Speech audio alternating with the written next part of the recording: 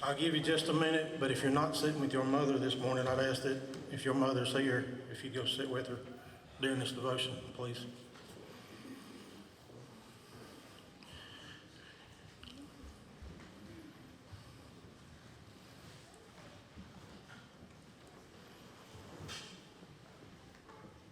Most people, and I found this out the older I got, you don't realize what your parents do, what they go through, or what they do for you. Some of you may have heard this before. I heard it back in March, and I made myself a note to keep up with it until today. Most people look through their wallets or their pocketbooks, and way down at the bottom, past the credit cards, the baby pictures, you usually find an old dog-eared piece of poetry of some kind. And sometimes those dog-eared pieces of paper are IOUs. Some of them are 30, 40, 50 years old. The funny thing is that all those IOUs are owed to one person. So today I'm going to read you. These aren't mine, but it'll get you to thinking. Mom, I owe you for so many things, a lot of different services. Like night watchman, for instance, for lying awake nights listening for coughs, colds, cries, creaking floorboards, and me coming in too late. You had the eye of an eagle, the roar of a lion, but you always had a heart as big as a house. I owe you for services as a short order cook, a chef, a baker, for making sirloin out of hamburger meat, turkey out of tuna fish, and big old strapping boys out of leftovers. I owe you for cleaning services, for the daily scrubbing of face and ears, all work done by hand, and for the frequent dusting of a small boy's pants to try and make sure that he lived a spotless life, and for washing and ironing that no laundry could ever do, for drying the tears of childhood, and for ironing out the problems of growing up. I owe you for services of a bodyguard, for protecting me from the terror of thunderstorms, nightmares, and too many green apples.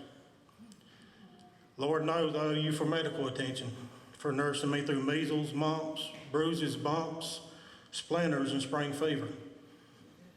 And let's not forget medical advice either. Important things like, if you don't quit scratching it, it's never going to get well.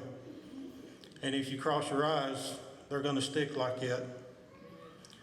But more importantly, be sure you've got on clean underwear in case you're in an accident. I owe you for veterinarian services, for feeding every stray dog I dragged home, and for healing the pains of puppy love. I owe you for entertainment that kept the household going during those pretty rough times. For wonderful productions at Christmas, 4th of July, and birthdays, and somehow making all it come true on a very limited budget. I owe you for construction work, for building kites and confidence, hopes and dreams, and somehow you made them all touch the sky.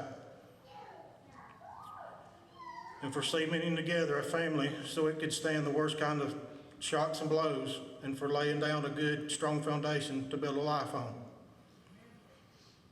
I owe you for carrying charges, for carrying me on your books for the necessities of life, things that a growing boy's just got to have, things like a pair of high-top boots with a little pocket on the side for a jackknife. And one thing I will never forget,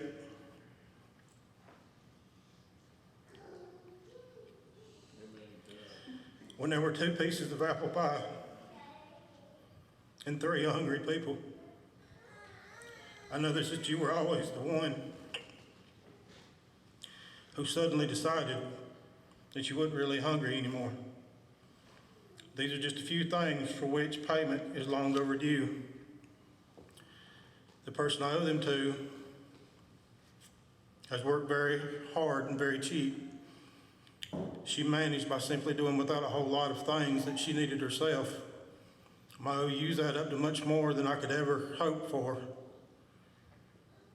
But you know, the nicest thing about it all is that I know that she'd marked the entire bill paid in full for just one kiss and 4 little words. Mom, I love you. I thought about it this morning as I was coming to church. Growing up, there's a saying that goes, it says, teenagers move out now while you still know everything. When I was a teenager, I couldn't wait to get going. I didn't think Mom and Daddy knew a thing in the world. I figured I was smarter than they was. I've aggravated them a couple of times and told them, I said, if I could come back, I would, as long as I ain't got to pay for nothing. But you teenagers nowadays, you don't think about it. You'll think about it when you get our age and older. Not only your mama, but what your daddy, what your parents do for you. Growing up, you take everything for granted. There'll come a time in your life when you'll look back and you'll realize you had it made. Yes, sir. And your parents had their best interest in the whole thing for you. It may not have been spiritual, but it was Mother's Day, and I wanted to bring it here and read it to you and be thankful for our mothers. Brother Dan, will you pray for us?